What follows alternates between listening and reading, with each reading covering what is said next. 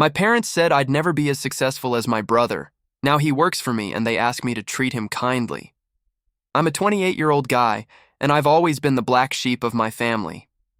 My older brother Adam was always the golden child, perfect in every way. Growing up, he could do no wrong.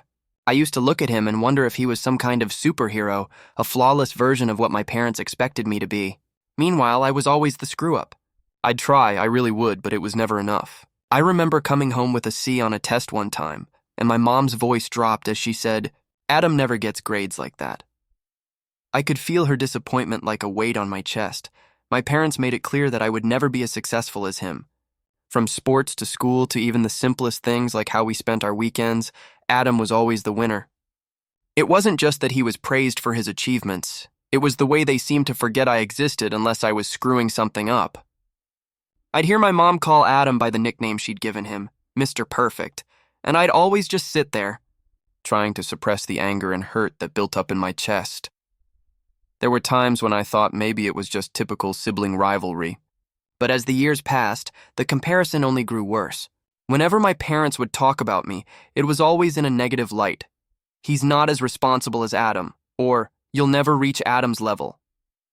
It wasn't just that they thought he was better. They made sure I knew I was never going to measure up. They weren't being tough on me, they were breaking me. And after years of hearing that same message over and over again, I started to believe it. I started to believe that I was never going to be good enough. I thought it would get easier as I got older, but I couldn't shake the feeling that Adam was always the one they'd choose. That was until one night when everything shifted. But that's a story for later. I thought maybe things would change as I grew up, that I'd finally get a chance to stand on my own and make my parents proud. But the pressure only got worse. Adam was always one step ahead. He graduated from college with honors and landed a high-paying job almost immediately. Every time he'd visit home, it was like a highlight reel of his perfect life. "Look at Adam," my dad would say, a smug pride in his voice. "He's got it all together. You could learn a thing or two from him." It didn't matter that I had worked hard, that I was trying to figure things out in my own way. Nothing I did seemed to make a difference. My parents were so consumed with Adam's success that they couldn't see what was happening to me. I felt invisible, like I was standing in the shadow of someone who could never do any wrong. I remember one conversation, one of those family dinners that always seemed to end in me feeling smaller. "Adam has been working his dream job for months and look at you," my mom said, staring down at her plate. "You still don't have your career figured out. Don't you want to be like him?" I remember biting my tongue, trying to hold back the tears. I was so tired of hearing that comparison, tired of being reminded that I wasn't enough. I wanted to scream, to say that I was doing my best, that I didn't need to be like Adam. But I knew it wouldn't matter. They wouldn't listen. They couldn't. It hurt, more than I let on. I'd go to bed at night, staring at the ceiling, wondering what it would take for me to get a single moment of recognition. For once, I wanted to hear them say, "You're enough." But it was always Adam's name that was praised. Always. But then came that moment, the one that would change everything. The moment when I realized something that shook me to my core. But that's a story for another time. It wasn't that I didn't try. I really did. I tried harder than I ever let anyone see. I started putting in the hours, learning new skills, applying for better jobs. It was slow progress, but it was progress. For a brief moment, I thought things were finally going to change. I landed a job in sales, a good one, with decent pay and benefits. It wasn't Adam's dream job, but it was something. I was proud of myself for getting it. For the first time in years, I felt like I was moving forward. Like maybe I could catch up to the version of success that Adam seemed to have locked down so effortlessly. When I told my parents about the job, I almost saw a flicker of pride in their eyes. Almost. They were happy for me. But I could tell it wasn't the same excitement they had when Adam achieved something. It was more like relief, like they were finally able to say, "See, he's trying. He's not as lost as we thought." I remember my mom saying, "Well, Adam started his career in sales too. He had to work his way up just like you." It was supposed to be encouragement, but I could feel the sting behind her words. It was always going to be about Adam, no matter what. I thought that once I proved myself, once I started making something of my life, things would be different. Maybe my parents would finally see me for who I was, not just as a comparison to Adam, but every step I took forward, I still felt like I was miles behind. The real kicker came a few months into the job. When I told my parents that I was getting a promotion, it was a big deal for me. I thought, maybe now they'll see me differently. But instead of the congratulations I was hoping for, my dad said, "That's good, but Adam already surpassed this level years ago. You're still playing catch-up." That's when I realized, no matter how far I went, I was never going to be enough in their eyes. But things weren't going to stay like this forever. The universe had other plans, and they came in the form of an unexpected turn of events. But that too would have to wait. Just when I thought I was gaining momentum, life threw me a curveball. It came out of nowhere. One day I walked into the office to a tense atmosphere, and by lunchtime I was called into the manager's office. They let me go. I tried to keep my composure, but inside I felt like everything I'd worked for was crumbling. They told me it was a company-wide downsizing, but the words didn't hit me right away. All I could think about was the crushing weight of failure. This wasn't just a job. This was another reason for my parents to say, "See, you'll never be as good as Adam." I remember sitting in my car after the meeting, staring blankly out the windshield. The world outside seemed so loud, but inside all I could hear was the voice of my dad echoing in my head. "You'll never reach Adam's level." I had worked so hard to prove that I wasn't a screw-up. I'd been taking one step forward, hoping they would notice, but here I was, back to square one. I wasn't even sure how I would tell my parents. It felt like defeat, like I was constantly failing no matter how hard I tried. When I finally told them, my mom didn't even seem surprised. "Adam would never lose his job," she said flatly, as if it was just another inevitable outcome for me. I could feel the cold sting of her words. She wasn't angry, but the way she said it, it was like she'd been waiting for this moment for me to fail. She didn't even try to comfort me. It was the most isolating feeling. Adam called later that evening, his voice full of that familiar condescension. "Tough break, man. You'll bounce back. You always do." I wanted to scream at him, tell him how empty his words felt, but instead, I just nodded and hung up. I was at my lowest point. I didn't know where I was supposed to go from here. The weight of everything, my parents' expectations, my failure, the lack of any true support, was unbearable. But as bad as things were, this was only the beginning. Something was coming, and it was going to change everything. But I wasn't ready for it yet. Not by a long shot I hit rock bottom. There was no denying it. For the first time in my life, I could feel the suffocating weight of failure pressing down on me in every moment. I wasn't just unemployed again.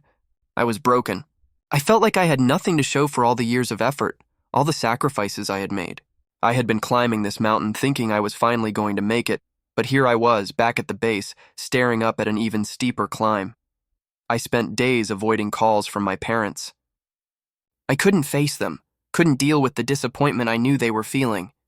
I wasn't even sure if I could look at them without hearing their words echo in my head. "You'll never reach Adam's level." Every time I looked at my phone, there were text messages from my mom asking if I was okay, checking if I had found another job yet. But the truth was, I didn't even know how to begin picking myself up. I had tried and failed again. I couldn't even bring myself to answer her. Instead, I sat in my apartment, barely eating, barely sleeping. I had no motivation. Adam didn't call me for a while, but I could feel the weight of his silence. Then he texted me one night, something so casual, so offhand, I almost didn't believe it. "Got that promotion I told you about. Things are looking good, man. Hope you're doing okay." I stared at the message, my chest tightening. "Hope you're doing okay." He wasn't even asking how I was. It was a hollow attempt at empathy, one that made me feel even more invisible. The frustration bubbled up inside me, but I just kept it in. I wasn't about to tell him how his success felt like salt in an open wound. I stayed silent. The next day, I woke up to find another email in my inbox, a job rejection. The tears started flowing, but I didn't fight them. I was exhausted from pretending I had it all together. I couldn't keep the mask on anymore. This was it. I had reached my lowest point. But in the midst of all that despair, something inside me shifted, a quiet voice, a whisper of rebellion against the years of being told I wasn't good enough. It wasn't much, but it was enough to make me start thinking differently. I wasn't done yet, and no matter how low I felt, I couldn't stay here forever. But the change I was about to make, the steps I was about to take, it was going to shake everything up. I had no idea just how much yet. but it was coming. The turning point was closer than I realized. It took a while, but slowly, I started pulling myself together. It wasn't easy. Hell, it felt impossible some days. But something inside me began to shift. I'd wake up each morning with a sense of heaviness, but I'd force myself to sit at my kitchen table and open my laptop, even if I didn't feel like it. The first few days I spent scrolling through job boards, reworking my resume, but it was like moving through mud.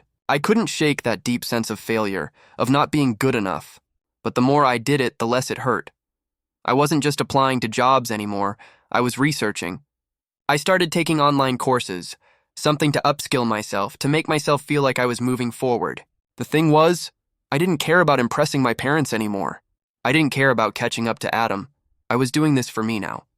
And that realization, that I was finally living for myself, was the first breath of air I'd had in what felt like years.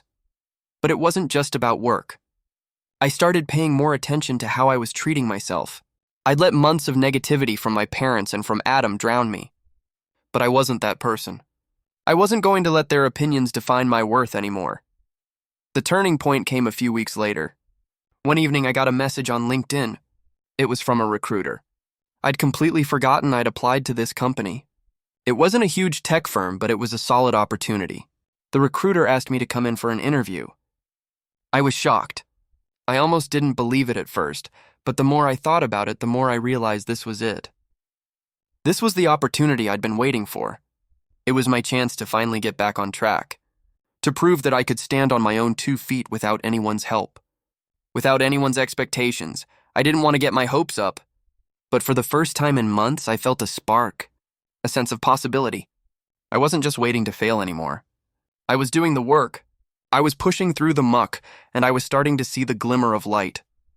But little did I know, this interview would set into motion a chain of events that would change everything. Not just my career, but the entire relationship I had with my family, and with Adam. I didn't know it yet, but everything was about to flip. And I was ready. I went to the interview with a mix of excitement and anxiety, my heart racing as I walked into the building. I dressed the part, but honestly, I didn't feel like I belonged there.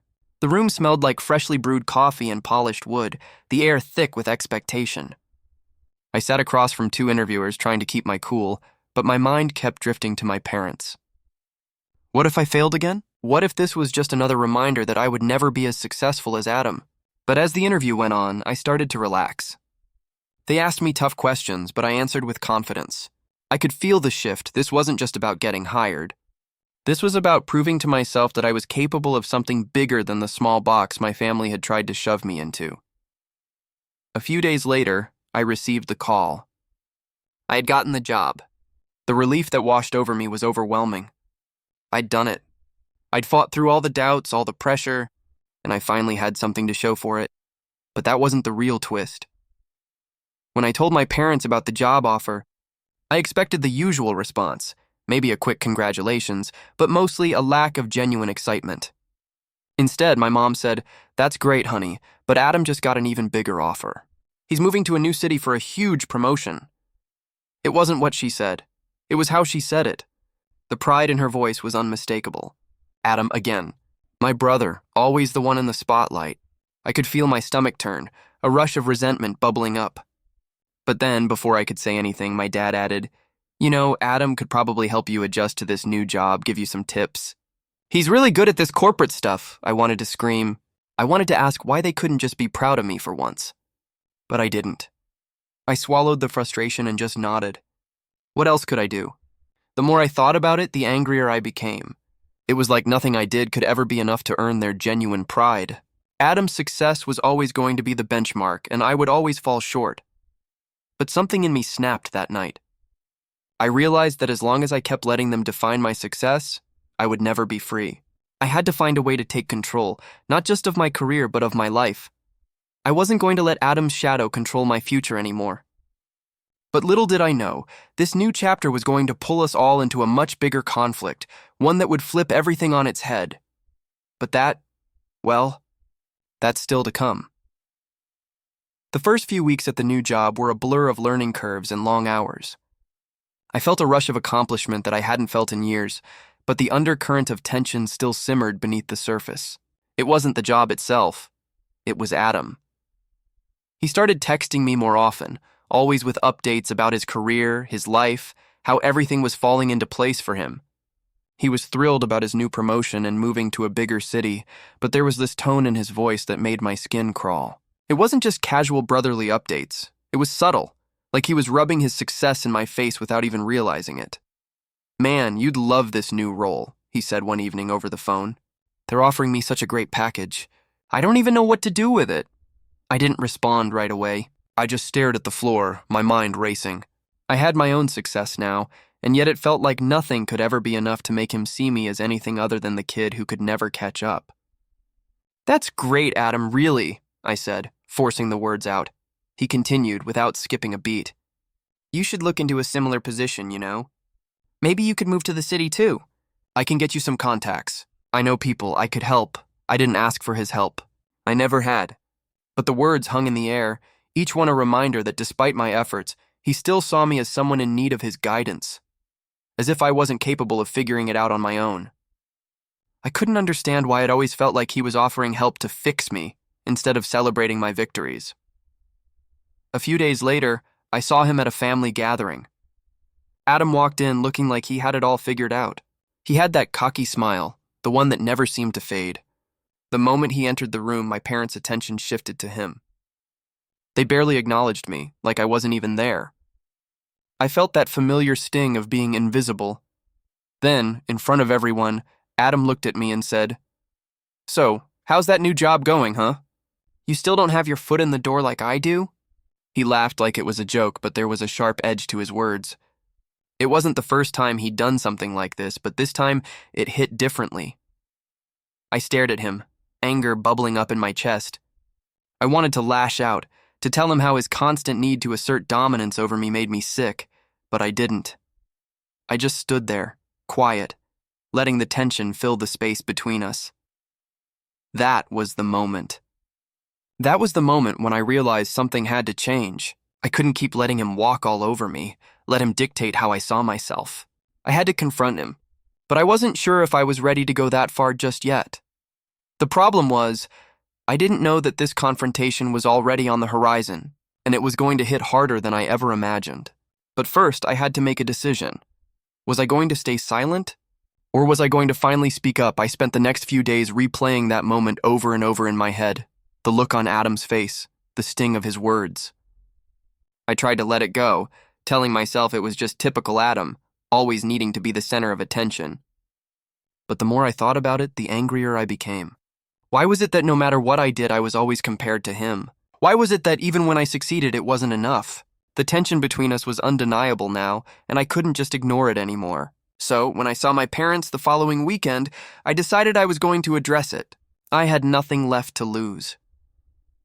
I took a deep breath as I walked into their house, trying to keep my cool. My parents were sitting on the couch, sipping their coffee. Adam wasn't there, and for the first time in a long time, I felt a small sense of relief. I didn't have to face him for a while. But the moment I mentioned my promotion, their faces lit up with the same controlled excitement they had always shown.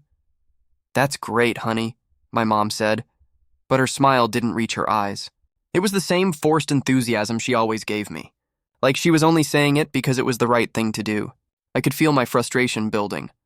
I told her everything, how I'd worked hard for this, how it wasn't easy, how I was proud of what I had achieved. My dad nodded along, but I could see the lack of genuine excitement in his eyes. They just couldn't get past Adam. But then, my mom said something that stopped me in my tracks. "Well, you know, Adam's really been pushing you to take the next step. He said you could learn a lot from him. Maybe you should reach out.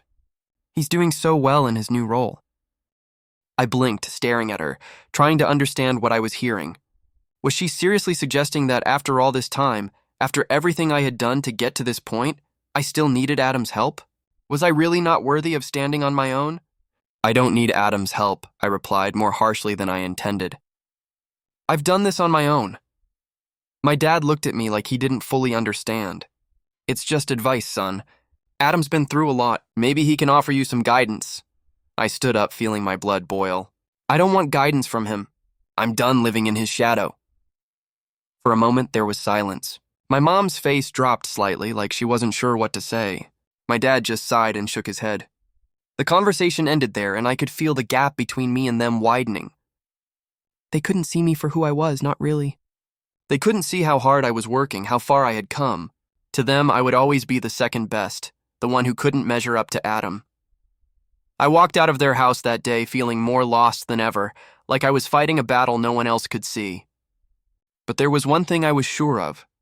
I wasn't going to let this go on forever. It was time for me to take control, not just of my career, but of my life. What happened next, though, was beyond anything I had imagined. It would be the final push I needed to stand up for myself once and for all, but that, well, is a story for another time. I couldn't keep letting things go.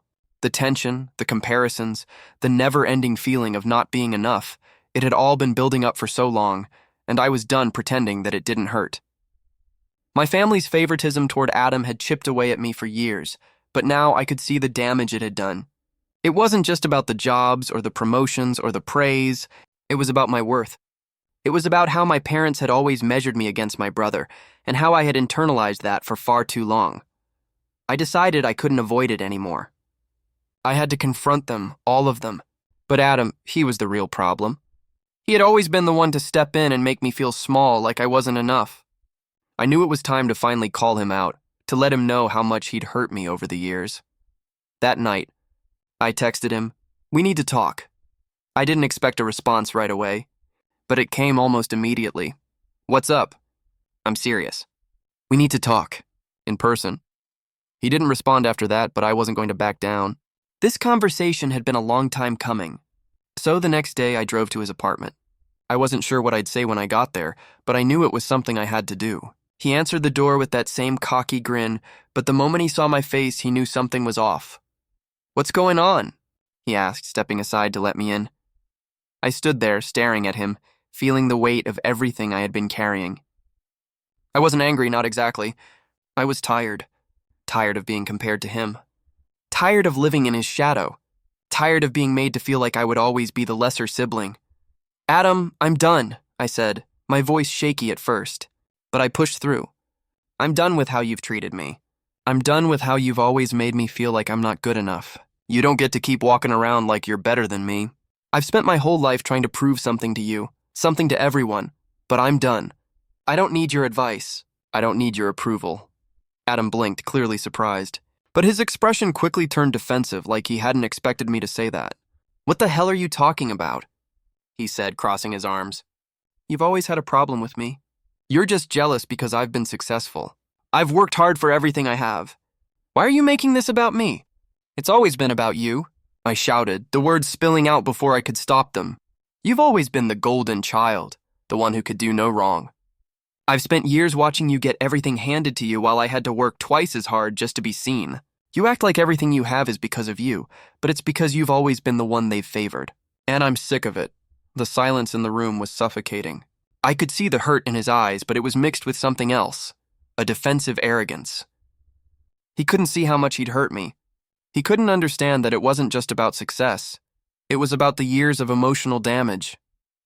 "I don't need your help, Adam," I said, my voice steadier now. "I've built my life and I'm proud of what I've done. But I can't keep living like this. I'm not your backup plan, your charity case. I'm your brother, and I deserve your respect." The room was still. Adam didn't say anything at first, but I could tell he was processing what I'd said. Maybe it wasn't what he wanted to hear, but it was the truth. And it was the first time I had ever truly stood up for myself. But as much as I wanted that moment of confrontation to be the end of it, I knew it was just the beginning. This wasn't going to be an easy fix. And the consequences of this conversation would ripple through our entire family in ways I couldn't yet predict. But I wasn't backing down. Not anymore. And that was only the first step. What came next was going to change everything. But for now, I just had to wait and see how Adam, how my family, would react. The days following my confrontation with Adam were tense. He didn't reach out, and neither did my parents. It was like the whole family had gone into hiding, avoiding the elephant in the room. But it was different this time. I was different. The moment I walked out of Adam's apartment that night, I felt a shift, like I'd crossed a line I could never go back from. There was no turning back to the way things had been. For the first time in my life, I wasn't waiting for someone else's approval. I wasn't looking over my shoulder to see if I measured up. I wasn't competing with Adam anymore. I wasn't competing at all. I started showing up to work every day with a new kind of purpose, something I'd never felt before. It wasn't about being better than my brother anymore. It was about proving that I could do this for me. My success didn't have to be defined by how much money I made or how fast I climbed the corporate ladder. It was about building my own life and letting go of the toxic idea that my worth was tied to how I compared to others. I got more confident in meetings, and my boss started noticing. I had a few projects that went better than expected, and soon I was being given more responsibilities. I could feel the shift in the office too. People were starting to see me for what I was capable of, not just for the guy who had been stuck in his brother's shadow. But the real turning point came when Adam reached out to me. It was a text, simple and to the point. "Hey, I've been thinking about our conversation. Can we talk?" I knew what that meant. He wasn't coming to apologize, he wasn't that kind of guy. But I had no idea how far he'd be willing to go to salvage our relationship. So, I agreed to meet him. When I walked into the coffee shop, Adam was already sitting there, looking uncomfortable like he didn't know how to approach me. It was strange to see him like that.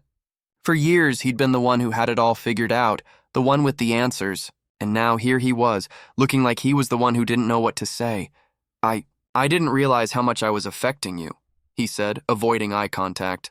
"I thought I was just helping. I didn't mean to make you feel like I was putting you down. I guess I didn't see it from your side." His words were unexpected, but it wasn't the apology I'd been hoping for. It felt like a half-hearted attempt to fix things, like he was trying to repair the damage but didn't truly understand why it mattered so much. He still didn't get it.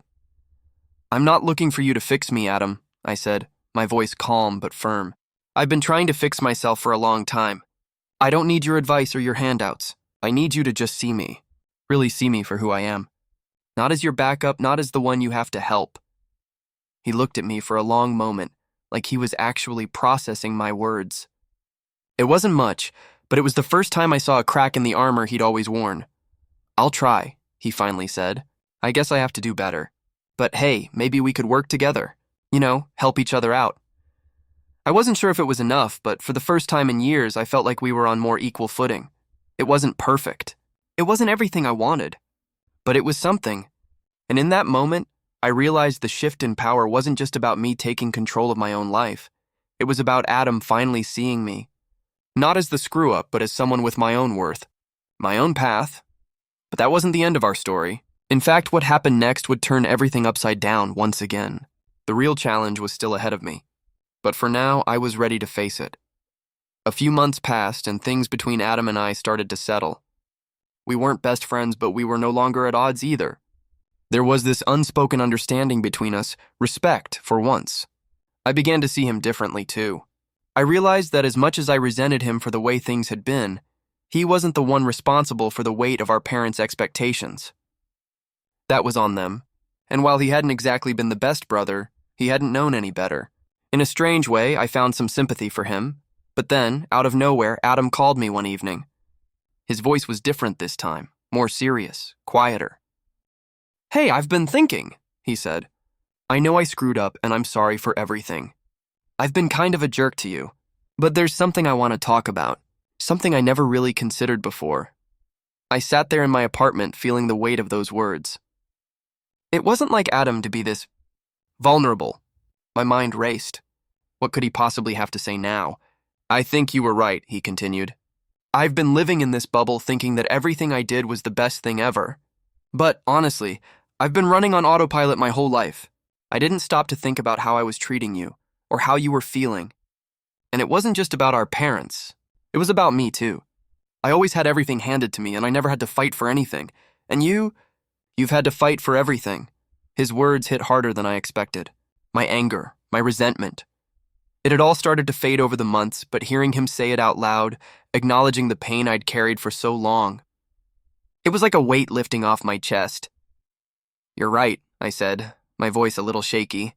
"I've spent so much time feeling like I wasn't good enough, but I've done things on my own, and I don't need anyone's approval to be proud of that." There was silence on the other end of the line for a moment. Then, Adam spoke again, this time with a kind of clarity I hadn't heard before. "I'm proud of you," he said, the sincerity in his voice unmistakable. And I know that I wasn't the best brother, but I want to change that. I want to be better for you. I didn't know what to say. It wasn't the apology I'd expected, but in a way, it was more than that. It was acknowledgement. It was growth. It was the kind of moment I'd always hoped for but never thought would come. It wasn't perfect, and it didn't fix everything. But it was enough for me. I didn't need to carry the weight of our parents' expectations anymore, and neither did Adam. The damage wasn't gone. But we were both finally in a place where we could move forward, not as competitors, not as rivals, but as brothers. And that, in itself, was a victory. I realized then that the journey I'd been on wasn't just about proving myself to my family or to Adam. It was about proving to myself that I was worthy, regardless of their opinions. And in the end, that was the most important lesson I could have learned. I wasn't the black sheep anymore. I was just me, someone who had finally taken control of his own story. And for the first time in my life, I felt free.